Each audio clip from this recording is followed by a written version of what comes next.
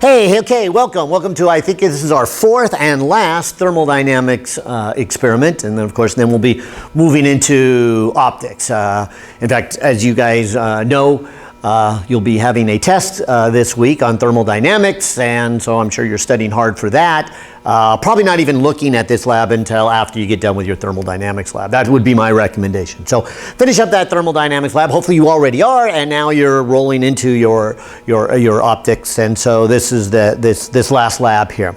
It's called Newton's Law of Cooling, and go ahead and turn to page 23 in the lab manual, and I'm going to explain what Newton's Law of Cooling is.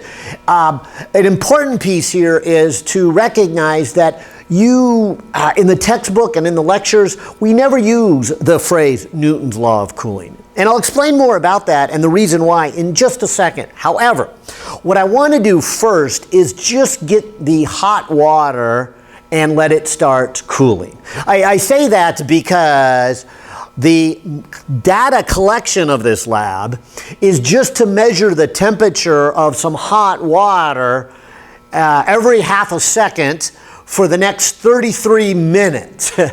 And it's probably best to let the computer do that. So I've got the computer set up and ready to go, and the computer's going to collect our data, and I'm going to email the data table out to you, because again, if we collect the temperature for 33 minutes, every half a second, that's 2,000, 4,000, that's 4,000 measurements, plus we're going to do it for each container. So it's 4,000 times 3. So there's 12,000 measurements we're going to make, and I don't want you to have to type in 12,000 measurements, obviously. So let me explain the lab in great detail, but before I do that, let me just get it started, and then it'll make sense over the next 33 minutes. While it's cooling and we're collecting data, let's talk about it. All right, so here's what we're going to do. We're going to take some hot water and put it in these 3 bottles, and then we're going to put these temperature probes. Let me just kind of get it set up. This will be temperature probe number 2.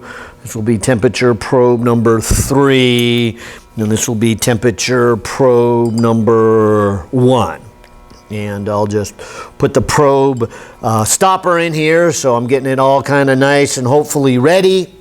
And I'm just going to put some hot water. You'll notice that the bottles have different colors to them. We'll talk about that. This will be number 1, reading from your left to right. And so the silver one is number 1. Let me just get the right order. The white one here is number 2, and the black one is number 3. And we're going to talk a lot about the colors in all of this. It's part of the Newton's Law of Cooling, or an extension, I should say, of Newton's Law of Cooling. All right, so let me begin carefully by trying to get these equally filled with hot water. Not an easy task to do, and let me get some kind of rags over here, because these get really, really hot as I fill them with roughly 80 degree water, and by the time we get started it'll probably be more around like 60 degrees. But let me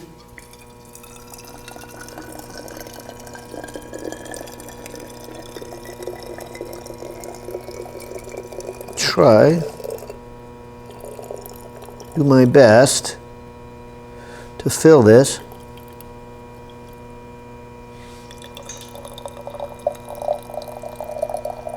To the same level.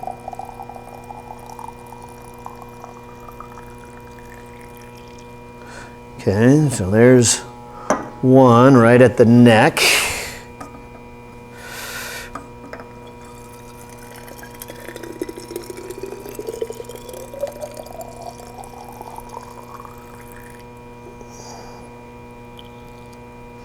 Okay, there's 2.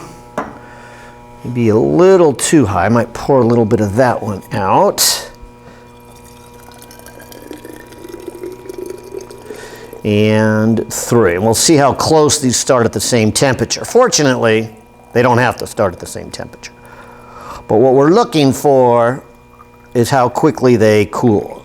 And that's called Newton's Law of Cooling, or at least what you'll hear me mention here in just a second. All right, let me pour a little bit of that out to get to the same level. Okay.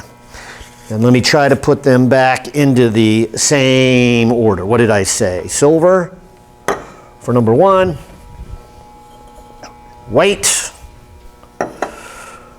for number 2. And black for number 3. And sadly, I spilled some water. We don't want to get any evaporational cooling out here. That can really foul things up.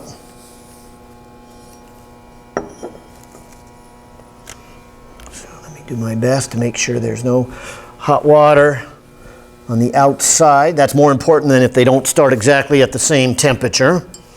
Okay, and then let me go ahead and put in probe number 1. So here's probe number 1, and if you're kind of looking here, you can see it jump way up to 66 degrees. There's temperature probe number 2. And here's temperature probe number 3.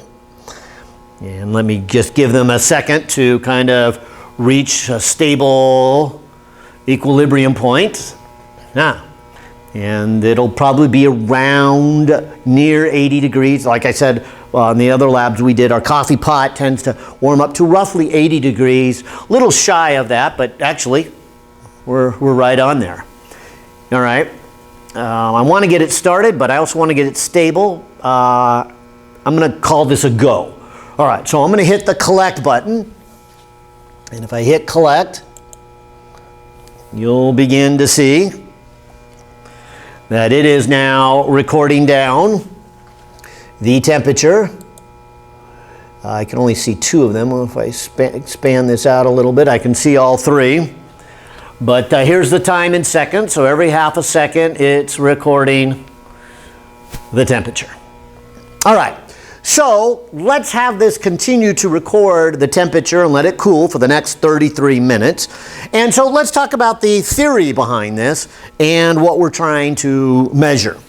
And like I said, it's called Newton's Law of Cooling, and that's a phrase that you have not come across, because you'll see it's the name Newton's Law of Cooling is just a bad name because it is not a law. It is an approximation of Stefans Law.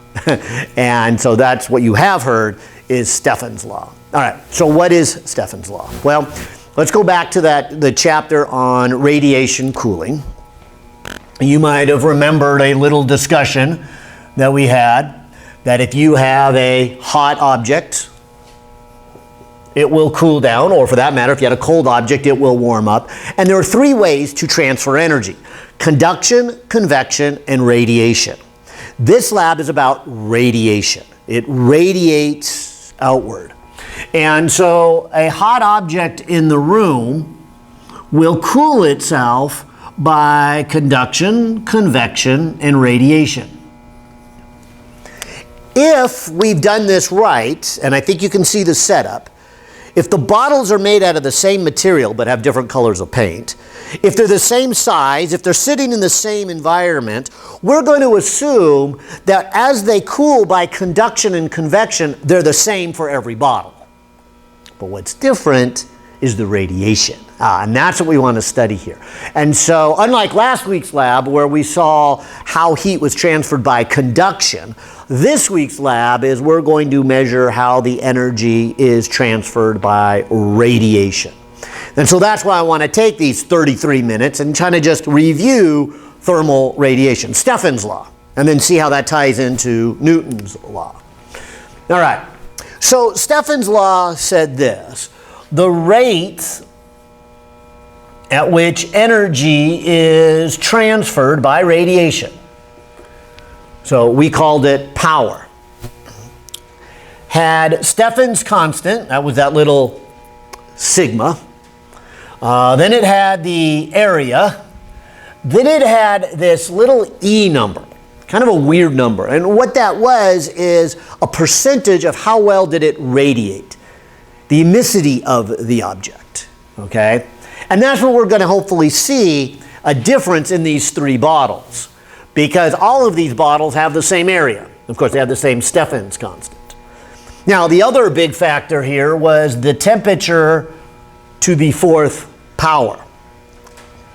And I'm looking on page 23, and I guess this is equation, your author doesn't label it, but he has it there before he gets to equation 1. Actually, he factors it out later on and calls it equation 1, but this is before he factors it. Okay, now, here's what we got to be careful when we're in a room, is that then the room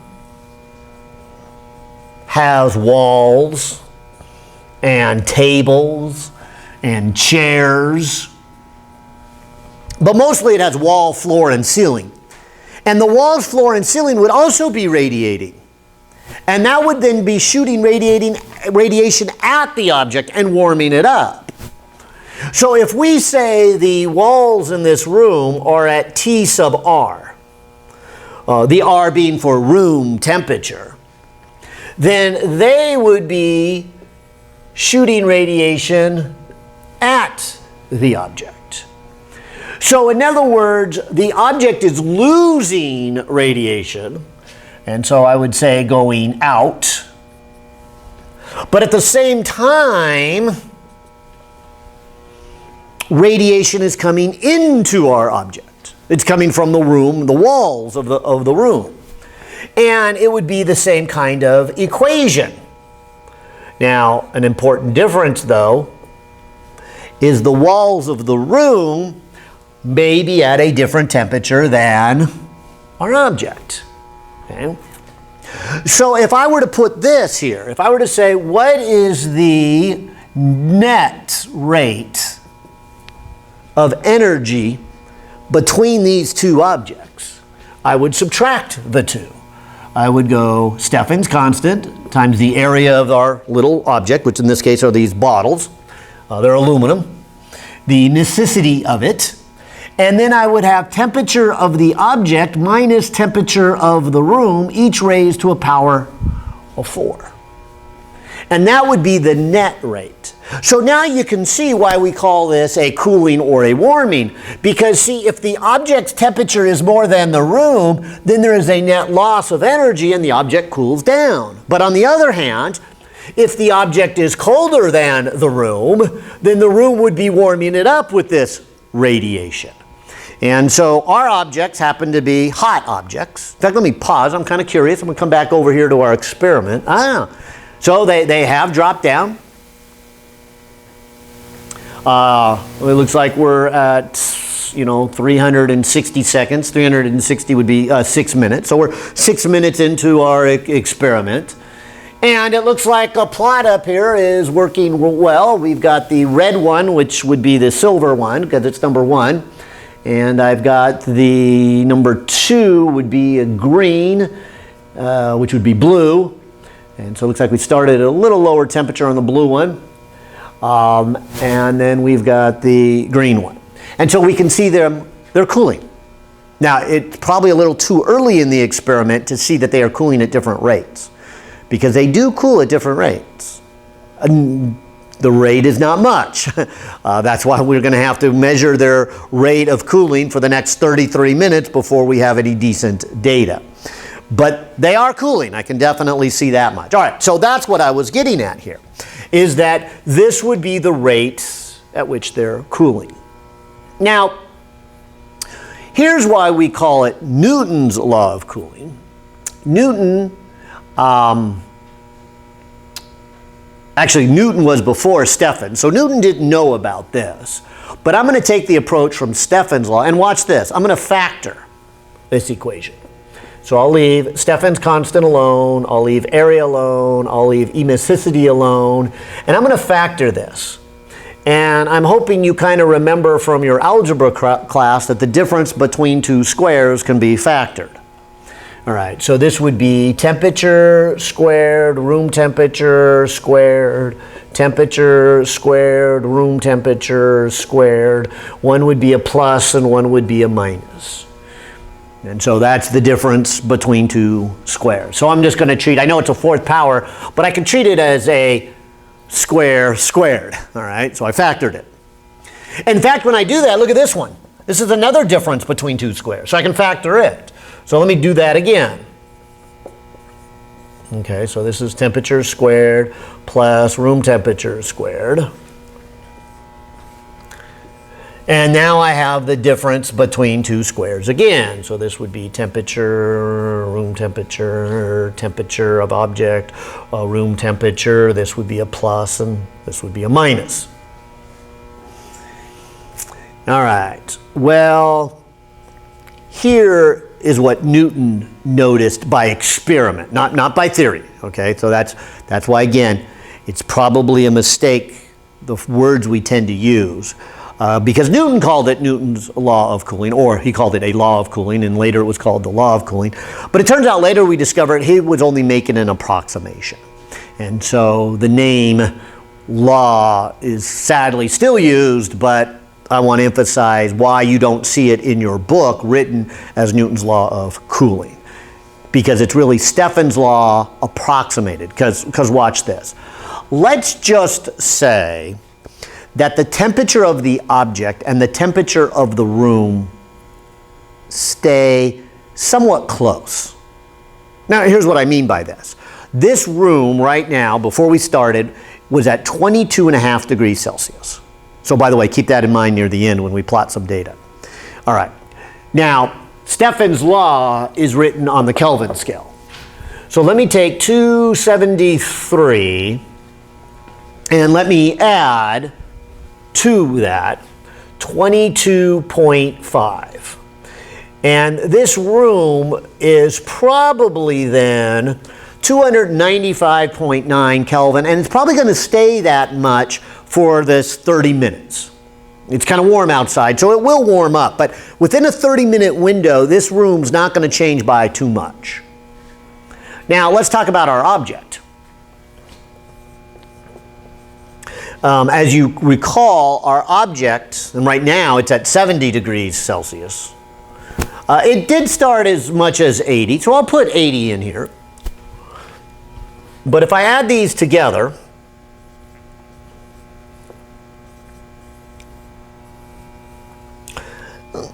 that's 350-ish. Now, I agree that those are not exactly the same temperature. But starting at 350 and eventually cooling down to about 300 is not that much of a change. Is it a change? Yes. And more about that later on. But here's what Newton noticed. He noticed then that this stuff here changed very little. I mean, these numbers here never change. And the room probably barely changes. Now, the object itself, well, there's where the approximation becomes interesting. But you could imagine that something that is only somewhat hot, even cooler than this hot water. I'm probably expanding a little bit past Newton's law of cooling when I do hot water at 80 degrees. But for something that's at 30 degrees Celsius and cooling down to room temperature at 22, that's only a change of 8. But here's what Newton really was arguing. That all of these numbers in here roughly are a constant. The thing that changes significantly is the difference between the object and the room. So when we start this experiment, we are something like, 80 minus 22. So that's 58. So we're looking at probably a difference of about 58 at the beginning. And by the end of this difference may be only 10. That's a big change. From roughly 60 down to 10. That's a factor of 6. So you can't ignore this term, the subtraction. But when you add them together, that's just not much of a change. Even when you add the squares, in fact, even less so, that's not much of a change. And so I'm going to write Stefans Law of Cooling this way. And now you'll see this is what we call Newton's law of cooling. Newton's law of cooling is an approximation. It is saying that if these numbers don't change, and the only one that changes significantly is the difference in the temperature, then we have this relationship. And as you will soon see, if you have this relationship, it makes the math really simple. And so Newton noticed it in the mathematics. Okay, so going along these lines, let me take one more step. Oh, by the way, I probably, since it's a cooling and it's losing energy, should have put a negative in here. So I guess I was thinking about absolute values in my head. But let's do this. Now, maybe I can use a little more board space. Actually, maybe I'll just keep going. I got a lot of board space here, so I'll leave it till I have to come back. But do you guys remember this equation? The specific heat of an object says this, that if you have an object and you change its temperature, then the amount of heat coming out of that object, let's say it's cooling down, is related to this number. I say that because if I take the derivative dq dt of this cooling down object, I would then have the derivative of how the temperature difference between the object and the room change. See, and that's really what I have over here. That's what this is. This is the power. This is the rate at which it is losing energy. So if I take this equation of, and again, I don't know if you want to call it Stefans Law or Newton's Law of Cooling. Let me just call it Newton's Law of Cooling. And you can tell I'm a little bothered by just calling it a law. It's an approximation. But okay. So let's call this Newton's Law of Cooling. And then I can set that equal. So this is the energy it's losing. And then if I take the mass of the water that I have in my water bottle and the specific heat of the water that's in the water bottle, and then have this set to the derivative of how the temperature difference changes with time, you might be able to see in this equation that I have the variables temperature difference and time. And if I solve this equation, I should be able then to solve this equation for the temperature as a function of time. And that's called Newton's Law of Cooling. And so we're going to solve this. I'll say it again. It's an approximation equation because right there, this thing right here, when we called this a constant, we cheated ourselves a little bit. Okay? But nonetheless, if it is close to room temperature, the closer it is to room temperature, the more this constant is true. Okay? But the best part of this is I now have set myself up using Newton's Law of Cooling or Stefans Law and using specific heat. I have an equation that I can now solve. And so let's solve it. And let me come back to our experiment. Let's see where we are here. Okay, so we're roughly 1,000 seconds in. What is 33 minutes? Isn't that 2,000 seconds? Yeah. Well, I said it for 30. I said it for 33 1/3. So times 60, I think that's 2,000 seconds. Yeah. So I just set it at 2,000 seconds for that purpose. All right. So we're about halfway in. You can even see from the graph here that the temperature is still going down. So again, it's still cooling. Oh, actually, you can see it really well on the graph, right? We're 1,000 seconds. We're halfway to the 2,000 seconds. Okay. And it's cooling down. Hasn't cooled as much as I thought it would have cooled by now. I thought it would cool a little bit faster. Maybe you're beginning to see that these are cooling at a little different rate. The red one here looks like it's number 1 is staying warmer. That's a good sign. We'll talk about that soon. Okay. But they are beginning to see a different rate of cooling. So they're all cooling, but definitely at a different rate. Okay, but let's come back to the math here. All right, so let's solve this. This is the beauty of calculus. This is why it's called Newton's Law of Cooling, because Newton could actually solve this. He was the first one in history to actually develop and know calculus. And when he thinks about it this way, he goes, oh, this is a differential equation that I can solve. I could solve for the temperature of it. And of course, you guys know calculus now, so let's solve it. And any of our differential equations, the first thing to always try on a differential equation, as you guys have heard me say many times in the Zoom sessions and in the lecture, is see if you can separate the variables. The easiest differential equation to solve is the one that the variables can be separated. And if they can, you're in business because they are so simple. And this is one of those. In fact, I think everyone we do, with the exception of that damped and forced harmonic motion we did in chapter 15, is that way. All right, so let me rearrange this one. Maybe I'll put it right here, but I'm going to put the negative and this constant, the MC. So in other words, I'm just going to move the MC over to here. I'm also going to move the delta t over to the right-hand side. And so, as you've heard me say before, but it's worth saying it again, to solve a differential equation, see if you can separate the variables. So in this case, I would say my two variables are the temperature difference, so that's the temperature of the object compared to the room, and the other variable is the time. And so put your constants together, doesn't matter which side they go, I just chose the left, and then move the one variable, and in this case I'm going to move time to the left, and I'm going to move delta t, the other variable, to the right. All right, and then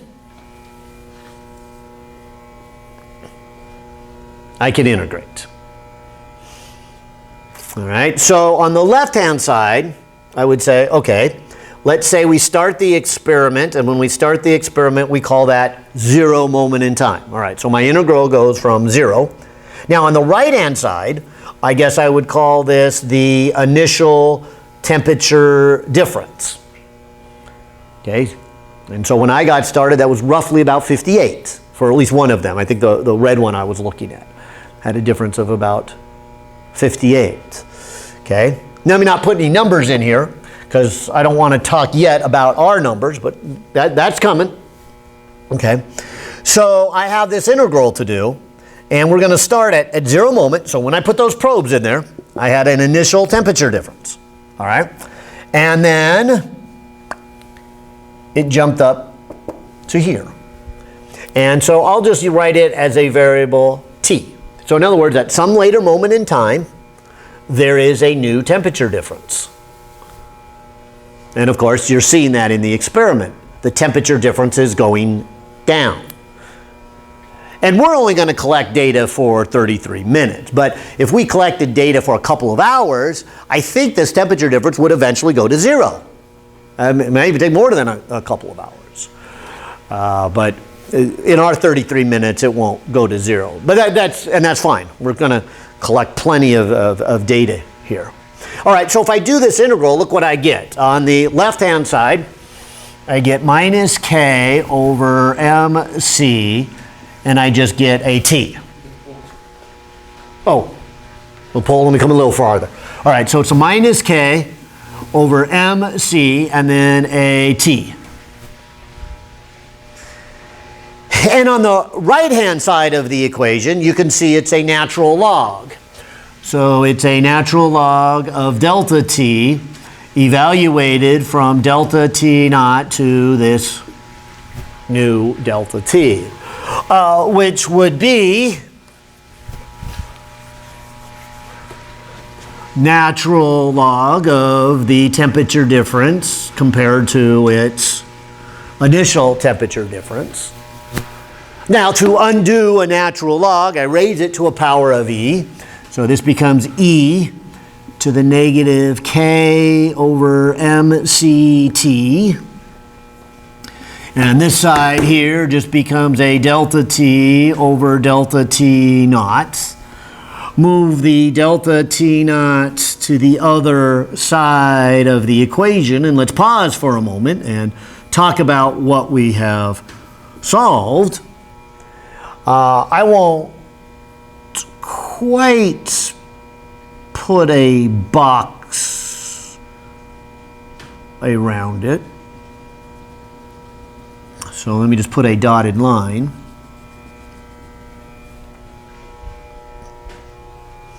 But here's what this is saying. This is saying that you have a decaying exponential of the temperature difference. So in our experiment, we were starting with a temperature difference of, again, roughly about a 58.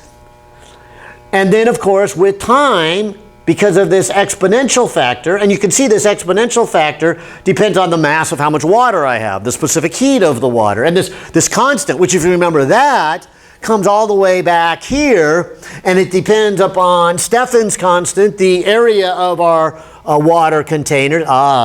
Here's the one I want to talk a little bit more about. The emissivity of the bottle, and then the temperature / room temperature of the object. And this is the part that is not quite a constant. So again, I'll repeat, we said it was a constant, but it's not quite. But again, we've been treating it as a constant. But let me just pause right here. Now that we're getting close to 3/4 of the experiment, we're at 1500 seconds, you can see kind of that exponential decay. You can see it is cooling down, and that's exactly the point here. Now, I'll go one step further, because this exponential decay would be the temperature of the object minus the room temperature.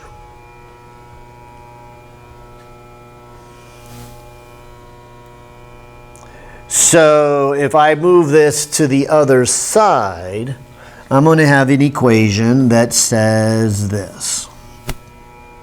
It says that the temperature of your object would be delta T naught E to the minus K mCT plus the room temperature. And if I make a small graph of this real quick, and I'll say small because I want to make a bigger one, this would say that at the beginning I have the room temperature, which is about 22.5, plus the difference, which is about 58.5 for one of them anyways. And then I have the decay of it. So if I put temperature on this axis and time on this axis, I would expect to see something like this. So starting around 80 and approaching 22.5, this decaying exponential function. So again, if you can look at our data up here, you'll see, and maybe now will be a good time to look more at the graph than the data table. So I'm going to close up the data table and take a look at the graph here.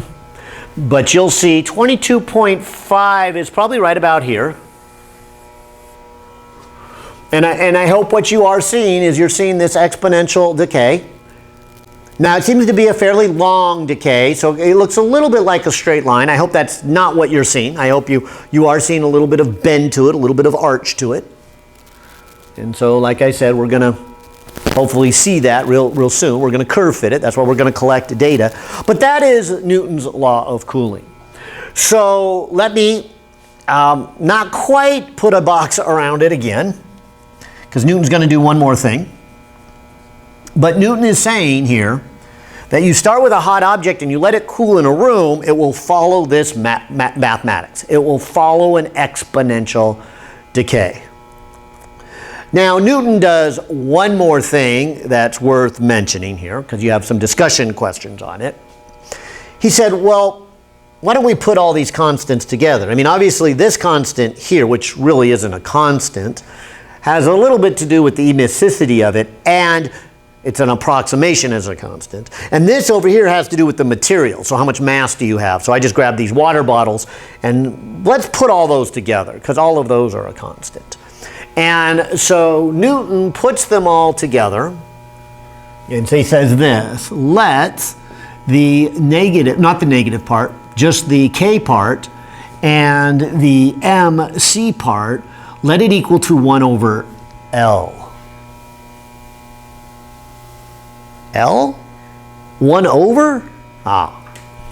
Well, he calls it 1 over L because this is going to be referred to as the lag time. See, watch this.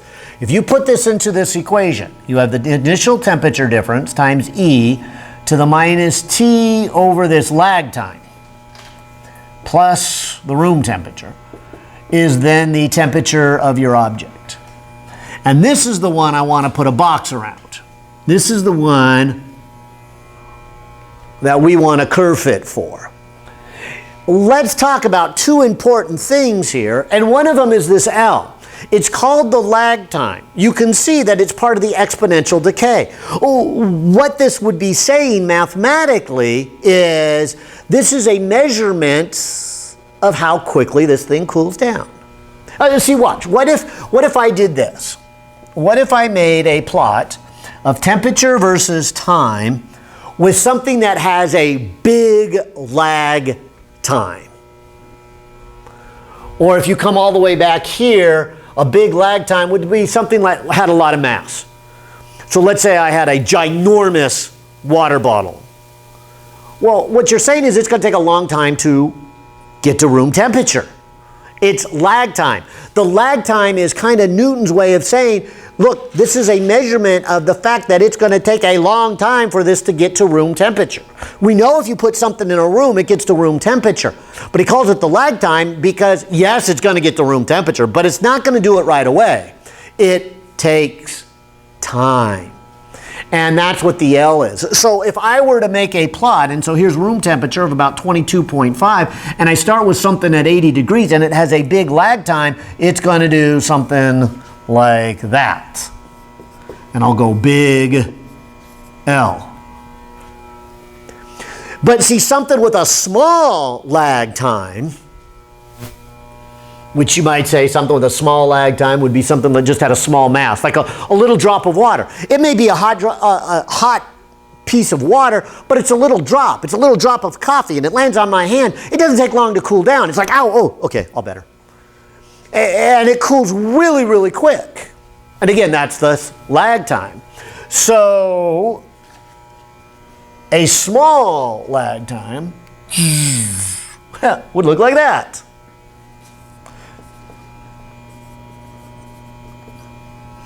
And of course, a medium lag time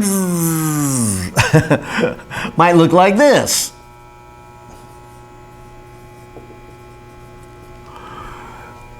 But what I wanted to do was define what is lag time. Because there's a lot of discussion questions here, and one of the things you're asked to do is define the lag time of your 3 water bottles. So we are going to collect our data, and it looks like we're still collecting it, but we're getting close towards the end. And what you're going to be asked to do is to find the lag time. Okay? Now, careful with the word lag time, because it can get misinterpreted. Sometimes people will say, hey, if the lag time is, say, 5 minutes, does that mean it takes 5 minutes to cool down to room temperature? No. If you say that, you're not really following your math well, right? These are exponentials. See, watch. If I put in time equaling 1 lag time, so if T equals 2L, I would get delta T naught e to the negative 1 plus the room temperature. E to the negative 1 is roughly 37%.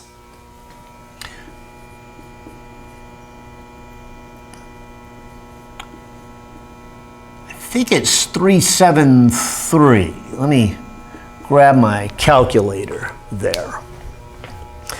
And so E to the negative 1 is, no, it's 37, but that's rounding up. It's actually 368. So 368. Okay, but what I wanted you to fully understand is lag time, again, is not the time it would take to cool down to room temperature. In fact, you can see why we don't even ask that question. How long does it take for an exponential to get all the way down to its asymptote? Yeah, you see the humor in that, I hope.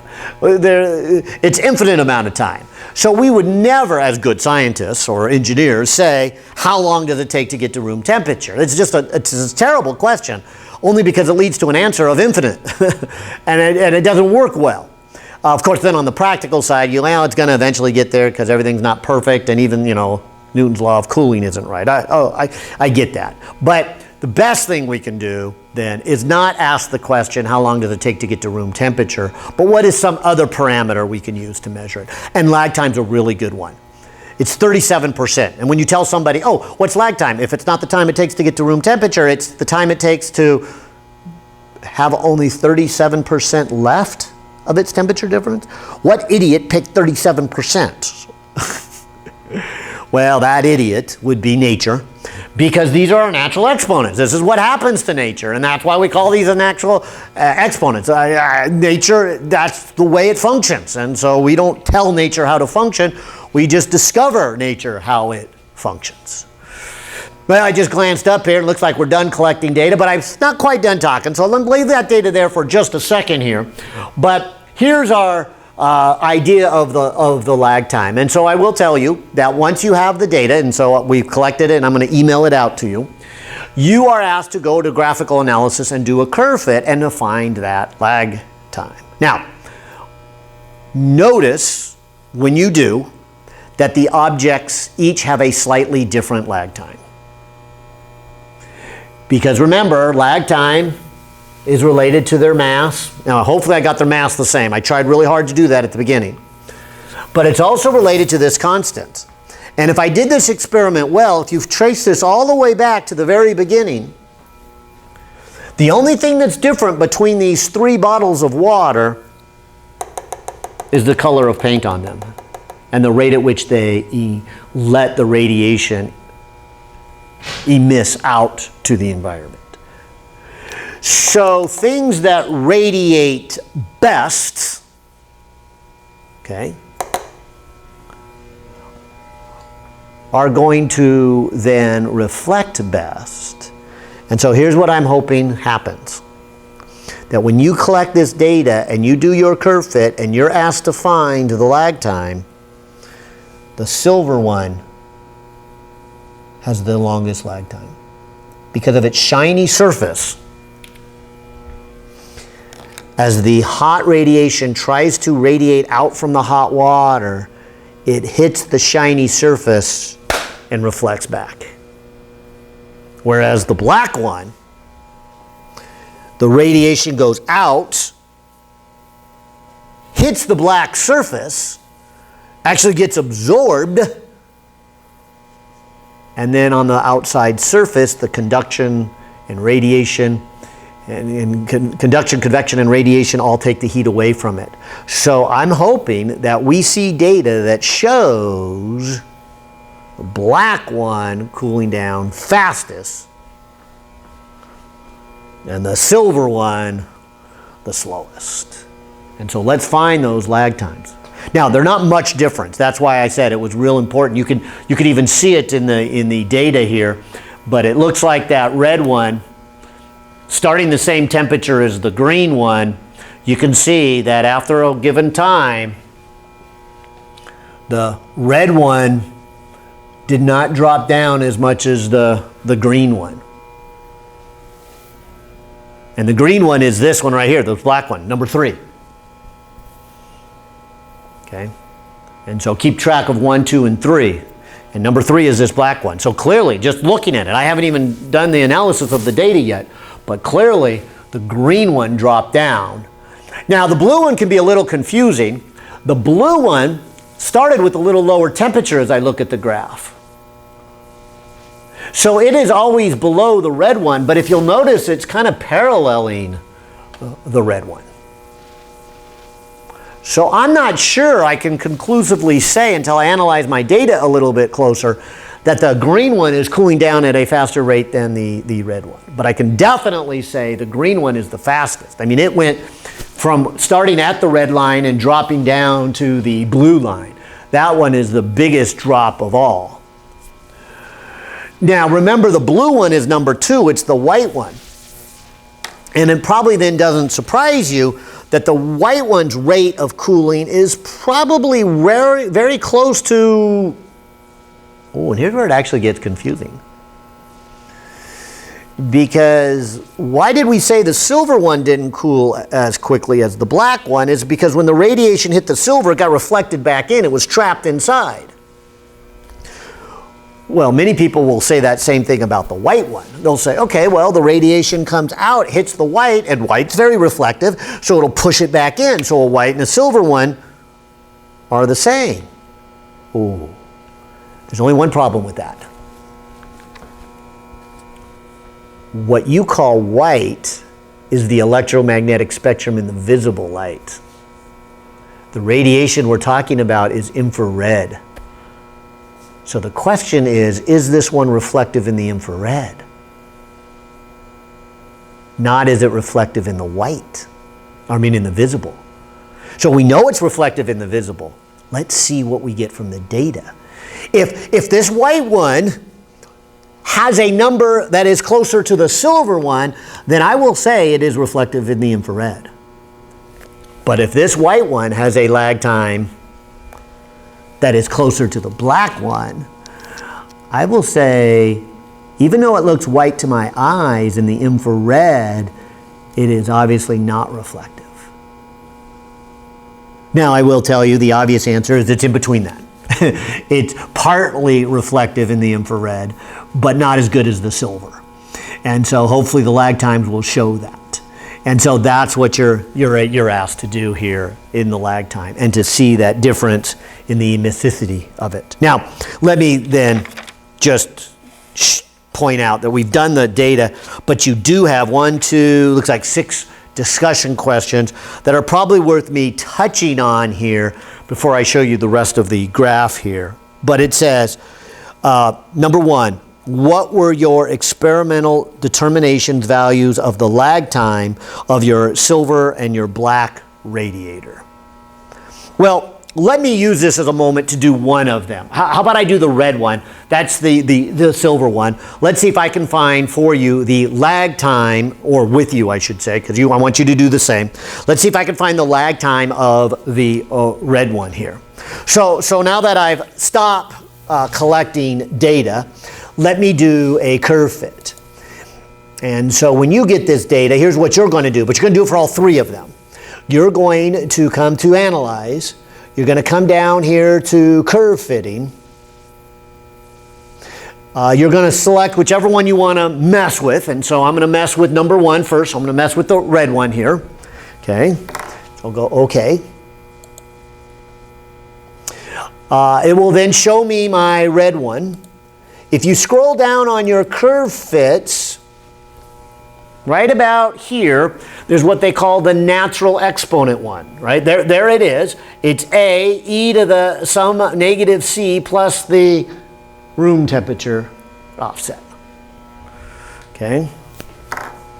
And so I can put the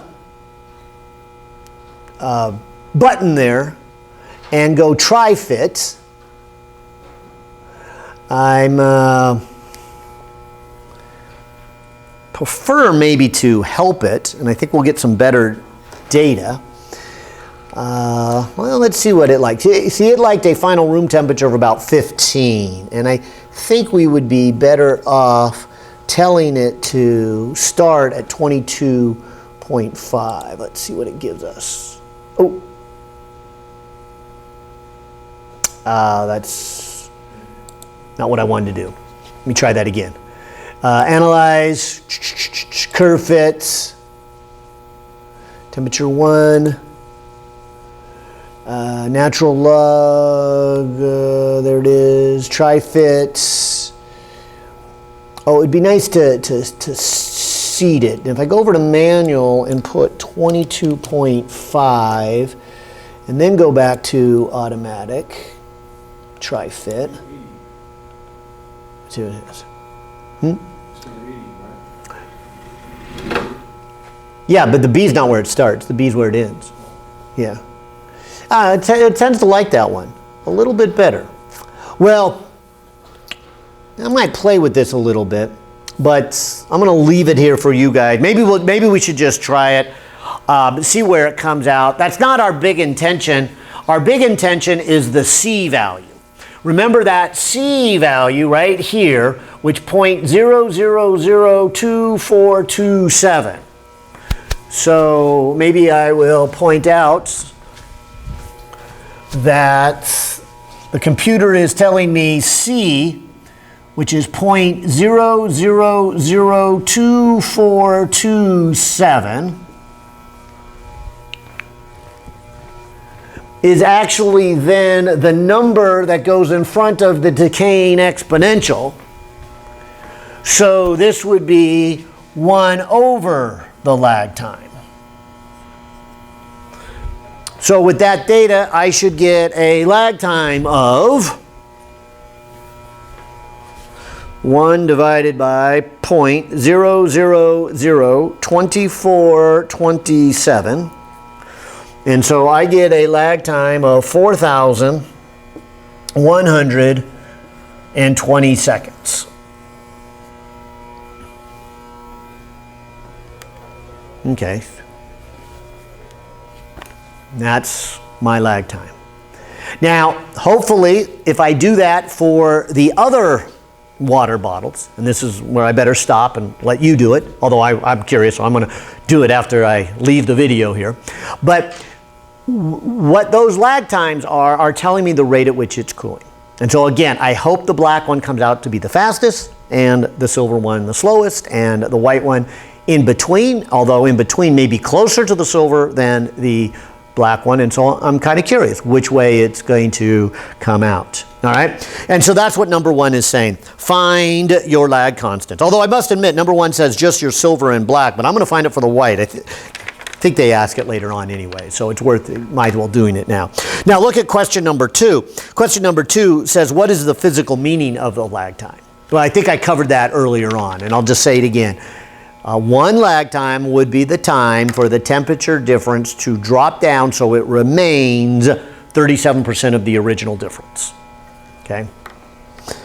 In fact, this is why number 3 is here. And maybe I don't need to say too much about number 3. They just say, what if the lag time was 25 minutes? Okay. Notice that's a hypothetical. That is not what we get. Okay. They're just saying, just what if it was? So they're saying, what if the lag time was 25 minutes? And then what if the temperature difference was 100 degrees? And again, let me emphasize, we did not start with a temperature difference of 100 degrees. It was only like about 58. But they're trying to just get you some nice, easy numbers. And I hope you can even do that one in your head. Well, let's see. If it was started at 100 degrees difference, and the lag time is 25 minutes, and the question A says, what is the temperature after 25 minutes? That should be 1 lag time. Yes. That means it should be 37% of the original. Yes. The original was 100. Yes. So it is now 37. So the temperature difference would be 37.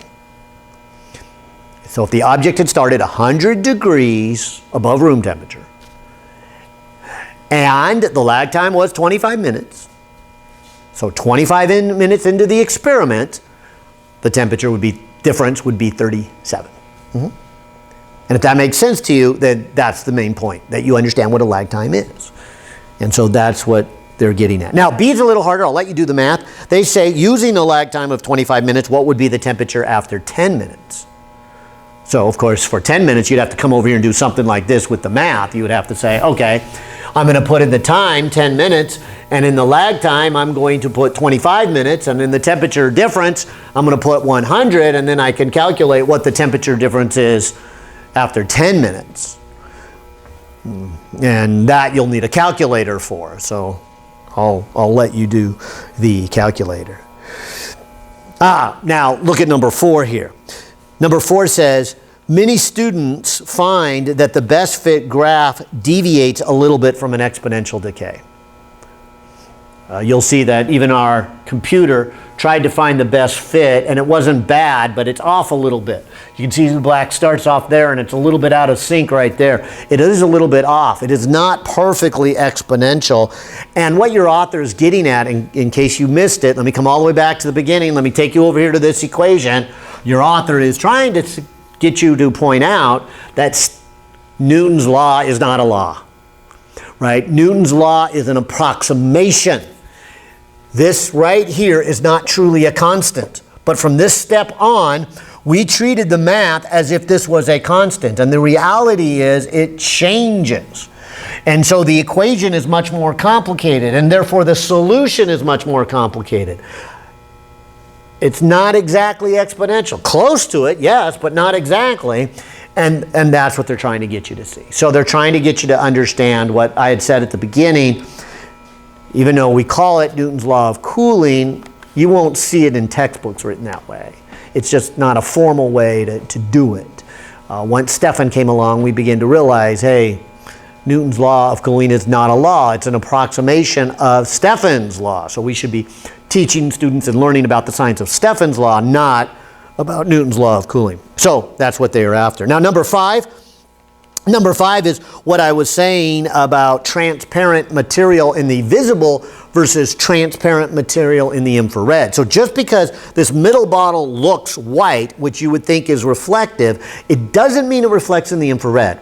Our eyes detect in the visible. What matters for this experiment is the infrared. And so your author is even saying, go to the appendix in your lab manual, and he said there's a little article called Cooling, read it. And so let me encourage you to do that. Go to the end, read the little article from physics teacher about cooling, and it talks about how the white bottle may not be white in the infrared. We call it white because it's white in the visible one. Okay, and then the last is to do the graph, and that's what you're going to be turning in. And so what I want you to turn in then is the answers to these 6 discussion questions together with these curve fits. And of course, these curve fits is how you're going to get the lag time. All right, well, I'll cut it quits here now, and I'll kind of calculate these other lag times and make sure I save this data so I can shoot it out to you and you guys have something to work with. All right, have a good one.